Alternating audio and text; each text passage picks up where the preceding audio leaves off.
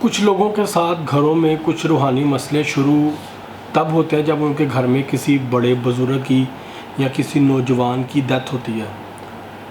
اس death کے بعد اس گھر میں پیرانارمل ایکٹیویٹیز شروع ہو جاتی ہیں، کاروبار ڈاؤن ہو جاتا ہے، بہت تنگ دستی آ جاتی ہے، بیماری آ جاتی ہے، گھر میں جو ہے وہ عجیب و غریب جنات کی شرارتیں شروع ہو جاتی ہیں، اور لوگ اس کو کالے جادو کا نام دیتے ہیں، جبکہ ایسا نہیں ہے۔ میں آپ کے ویوز کلیئر کرتا چلوں،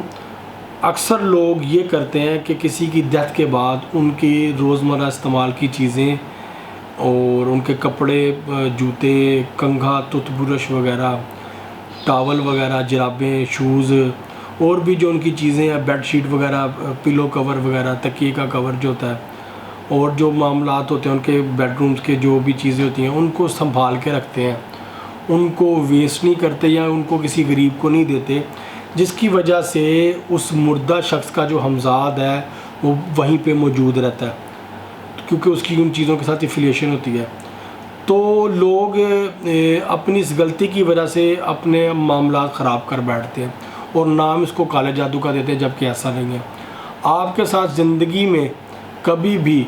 گھر میں ایسا معاملہ پیش آئے، آپ کے کسی بزرگ کی، کسی فیملی ممبر کے گھر میں کسی کی ڈیتھ ہو گئی ہے، تو اس کی تمام استعمال کی چیزیں اٹھا کر کسی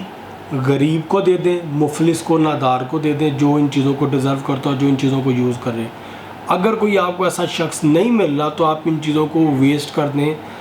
چلتی نہر میں، چلتے دریا میں یا سمندر، ان تینوں میں سے کسی جگہ پہ آپ ان کو بہا دیں،